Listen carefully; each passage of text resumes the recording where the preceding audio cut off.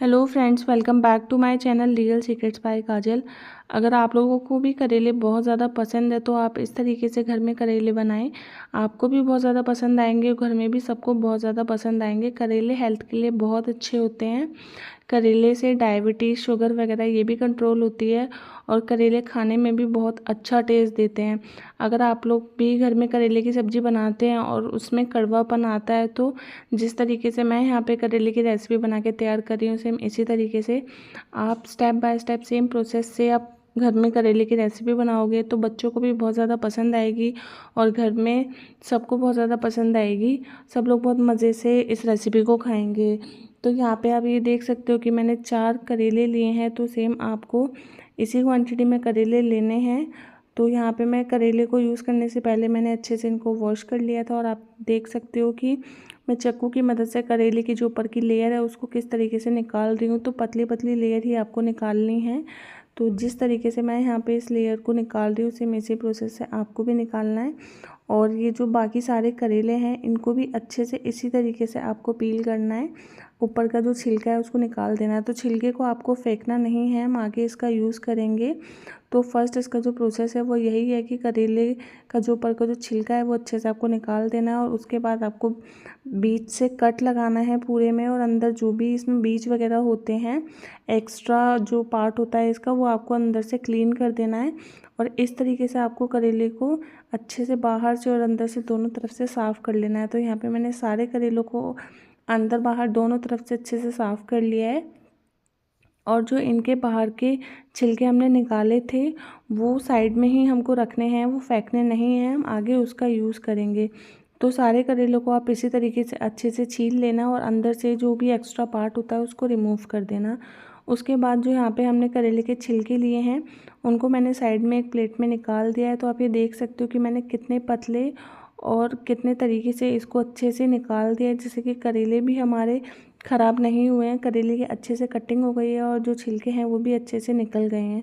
तो इसी तरीके से आपको जो छिलके हैं वो अच्छे से निकाल लेने हैं और करेला का जो एक्स्ट्रा पार्ट है वो भी अच्छे से निकाल लेना है।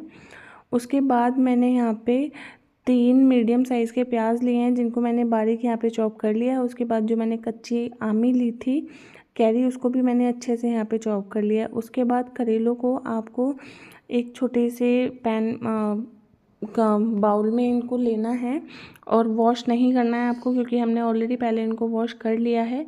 उसके बाद मैं यहाँ पे 1 चम्मच जो है नमक डालूँगी। तो नमक आपको 1 चम्मच ही डालना है, कम ज़्यादा नहीं करना है। सेम इसी क्वांटिटी में नमक आप इसमें ऐड करना। उसके बाद यहाँ पे आधा चम्मच मैं हल्दी का यूज़ करूँगी। दोनों ही चीज़ों को अच्छे से आपको हाथ से मिक्स करना है और करेले की जो बाहर की लेयर है और अंदर का जो एरिया है दोनों तरफ अच्छे से इसको कवर कर देना है, जिससे कि जो नमक और हल्दी है वो दोनों ही तरफ अच्छे से कवर हो जाए। ये मैं इसीलिए कर रही हूँ जिससे कि करेलों का जो कड़वापन होता है वो अच्छे से निकल जाएगा और करेले की रेसिपी जब हम बना के तैयार करेंगे तो खाने में वो बिल्कुल भी आपको कड़वे नहीं लगेंगे। तो इसी तरीके से आपको हल्दी और नमक अच्छे से इसमें कोट कर लेना है और इसको आपको 10 से 15 मिनट के लिए साइड में रेस्ट करने देना है। करेलों को हमें बॉईल नहीं करना है तो बिना बॉईल किए हम करेलों का जो कड़वापन है उसको ईज़िली तरीके से निकाल देंगे, वो भी बहुत ही कम टाइम में। 10 मिनट में करेला का जो कड़वापन होता है वो अच्छे से निकल जाएगा। तो आइए चलिए मसाला यहाँ पे बना के हम तैयार करते हैं। तो सबसे पहले मैंने यहाँ पे कढ़ाई ली है और जो गैस की फ्लेम है उसको आपको लो ही रखना है। फिर यहाँ पे मैंने 1 बड़ी चम्मच सरसों का तेल लिया है। अगर आपको सरसों का तेल पसंद नहीं है तो आप अपना कोई भी फेवरेट कुकिंग ऑयल यहाँ पे यूज़ कर सकते हो, खाने का तेल। यहाँ पे जो तेल मैंने कढ़ाई में डाला है वो अच्छे से यहाँ पे हीट हो रहा है, तो आप ये देख सकते हो कि धुआं निकल रहा है। उसके बाद मैंने 2 से 3 चम्मच यहाँ पे सौंफ के लिए थे, जिनको मैंने अच्छे से कूट लिया था, हल्का हल्का दरदरा यहाँ पे कर लिया था। और उसके बाद तेल में मैंने यहाँ पे इसको डाल दिया और मैं हल्का ब्राउन होने तक इसको पका रही हूँ। तो आपको यहाँ पे जीरे का यूज़ नहीं करना है, आपको सौंफ का यूज़ करना है। और अगर इनकेस आपके पास सौंफ नहीं है तो आप नॉर्मल जीरा भी यहाँ पे यूज़ कर सकते हो। फिर यहाँ पे जो मैंने 3 से 4 मीडियम साइज़ के प्याज लिए थे उनको मैं यहाँ पे कढ़ाई में डाल रही हूँ और हल्का ब्राउन होने तक इनको भूनूंगी। तो सिर्फ अभी आपको प्याज ही डालना है, आमी को अभी आपको नहीं डालना है, कैरी नहीं डालनी है, सिर्फ प्याज ही डालनी है। और प्याज को अच्छे से आपको हल्का ब्राउन होने तक भूनना है। और जो गैस का फ्लेम है वो भी आपको लो रखना है। लो फ्लेम पे ही आपको प्याज को अच्छे से भूनना है जब तक कि इसका जो कलर है वो अच्छे से चेंज ना हो जाए।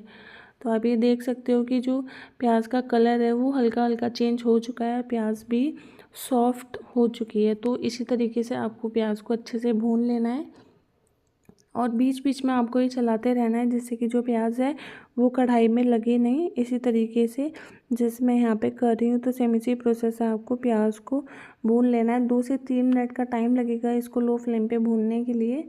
उसके बाद जो मैंने यहाँ पे करेले का अपर पार्ट यहाँ पे निकाला था, छिलका जो निकाला था वो हम यहाँ पे यूज़ करेंगे। तो सारा ही छिलका मैं यहाँ पे यूज़ कर रही हूँ।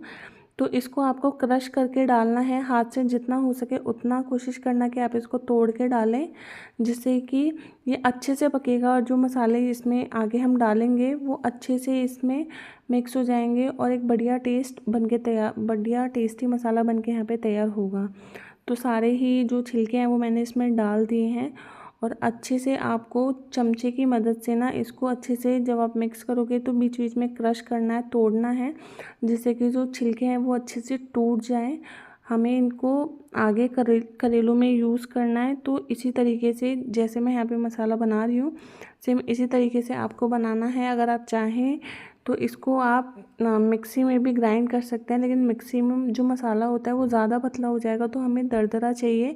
इसलिए आप ये वाले प्रोसेस से अगर आप मसाला बना के तैयार करोगे तो बहुत ही अच्छा टेस्ट आपको रेसिपी में आगे जब बन के तैयार होगी उसमें आएगा।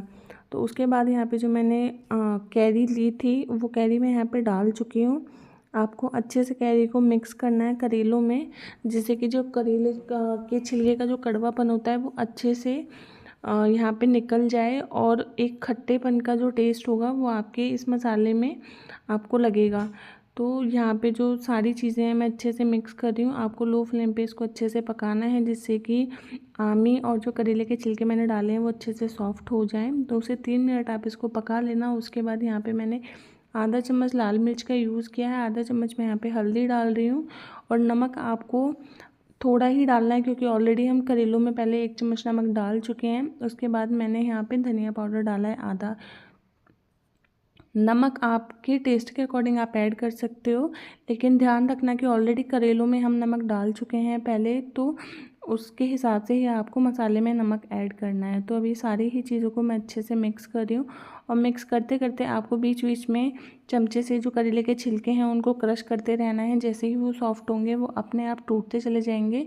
और आप ये देख सकते हो कि मसाले का जो कलर है वो कितने अच्छे से यहाँ पे चेंज हो चुका है और जो सारी सब्जियां हमने यहाँ पे ऐड की हैं वो बहुत इजी तरीके से सॉफ्ट भी हो चुकी हैं। और गैस की फ्लेम को आपको लो ही रखना है, तेज़ नहीं करना है वरना मसाला जल सकता है। तो आप ये देख सकते हो कि जो मसाले का कलर है वो भी धीरे धीरे चेंज हो रहा है। तो इसी प्रोसेस से आपको मसाला बना के तैयार करना है। और जिन्होंने मेरे चैनल को अभी तक सब्सक्राइब नहीं किया है वो चैनल को जाके सब्सक्राइब भी कर लेना और बेल आइकन को प्रेस कर देना, जिससे न्यू वीडियोस के नोटिफिकेशन आप लोगों के पास सबसे पहले आएंगे। तो ये मसाला हमारा जो है बनके तैयार हो चुका है। गैस को आप ऑफ़ कर सकते हैं और मसाले को पहले ठंडा होने दें 5 मिनट के लिए रूम टेम्परेचर पे। उसके बाद मैं आपको बताती हूँ जो मैंने करेले जिनमें मैंने हल्दी और नमक लगाया था उसको मैंने अच्छे से 10 मिनट के बाद वॉश कर लिया है, जिससे कि जो नमक और हल्दी है वो अच्छे से करेलों से निकल जाए। और आप ये देख सकते हो कि करेलों का जो कलर है वो भी चेंज हो चुका है। उसके बाद मैं चमचे की मदद से करेले में अंदर स्टफिंग भर रही हूँ। तो स्टफिंग आपको ओवरलोड नहीं करनी है, लिमिटेड ही भरनी है, जिससे कि जो आउटर की लेयर है वो ऊपर उसके ऊपर मसाला ना जाए, उसके अंदर और उसके नीचे ही मसाला रहना चाहिए। और जो साइड के कॉर्नर्स हैं उसको भी आपको खाली रखना है, सिर्फ बीच में आपको मसाला भरना है। तो जिस तरीके से मैं यहाँ पे मसाले की फिलिंग कर रही हूँ उसी तरीके से आपको अच्छे से फिलिंग करनी है।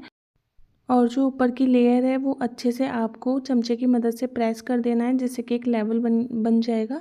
और जब हम इसको पकाएंगे तो मसाला नहीं निकलेगा। तो आप ये देख सकते हो कि चारों तरफ से ही कितना अच्छा यहाँ पे लुक दिखाई दे रहा है। तो इसी तरीके से आपको सारे मसाले को इसमें अच्छे से करेलों में मसाले अच्छे से फिल कर देना है। तो मैंने सारे ही करेलों में यहाँ पे अच्छे से मसाला फिल कर लिया है। तो सेम इसी तरीके से आपको सारे मसालों में जो करेलों में जो मसाला है वो अच्छे से आपको इसी तरीके से फिल करना है। ओवरलोड नहीं करना है। ओवरलोड करोगे तो जब हम इसको तैयार करेंगे आगे बनाएंगे उसमें वो निकल सकता है और मसाला जल सकता है। तो सारा ही मसाला कोशिश करना करेलों के अंदर ही रहे, ओवरलोड ना हो, क्योंकि जब हम इसको पकाएंगे तो वो निकलना नहीं चाहिए। आइए चलिए जो हम करेले हैं उसको पकाने के लिए मैं आपको बताती हूँ क्या करना है। तो गैस की फ्लेम को ऑन कर देना है। उसके बाद यहाँ पे आपको लगभग आधा बड़े चम्मच यहाँ पे मैंने तेल लिया है और तेल को आपको गर्म होने देना है। उसके बाद जो करेले यहाँ पे हमने तैयार किए हैं, करेलों में फिलिंग भर के तैयार किए हैं, वो आपको कढ़ाई में लगा देने हैं। तो जो करेले हैं वो आपको तरीके से लगाने हैं, गिरने नहीं चाहिए। एक लेवल में आपको सारे करेले जो हैं लगाने हैं और उनका जो मसाले वाला पार्ट है वो ऊपर ही रहना चाहिए। हमको सिर्फ नीचे से और साइड से उसको पकाना है। तो जिस तरीके से मैं कढ़ाई में यहाँ पे करेले सेट कर रही हूँ, सेम इसी तरीके से आपको करेलों को अच्छे से सेट कर देना है। तो आप ये देख सकते हो कि किस तरीके से मैं चारों करेलों को कढ़ाई में अच्छे से सेट कर चुकी हूँ और इसको लगभग हमें 10 मिनट के लिए पकाना है। और बीच बीच में आपको ये साइड से पलटना है जिससे कि करेला तीनों तरफ से अच्छे से कुक हो जाए। तो यहाँ पे 10 मिनट बाद मैं प्लेट को हटा रही हूँ और आप ये देख सकते हो जो हमारे करेले की रेसिपी है ये तैयार हो चुकी है और करेले तीनों ही तरफ से अच्छे से कुक हो चुके हैं। कितना अच्छा कलर यहाँ पे निकल के आया है और इसकी खुशबू भी इतनी अच्छी आ रही है। तो सेम इसी तरीके से आपको जो करेले की रेसिपी है वो बना के तैयार करनी है। भरमा करेला इसी तरीके से आपको घर में बनाना है। सेम प्रोसेस से सेम स्टेप्स आपको फॉलो करने हैं और बहुत बढ़िया टेस्ट यहाँ पे आपको घर वालों को खाने के टाइम पे पता चलेगा। तो इसी तरीके से करेले की सब्ज़ी बनाएं, आप भी खाएं और घर वालों को भी खिलाएं। आज के लिए सिर्फ इतना ही और अब मिलते हैं नेक्स्ट वीडियो में। आई होप आप लोगों को मेरा ये वीडियो अच्छा लगा होगा। Okay bye, thank you, thanks for watching.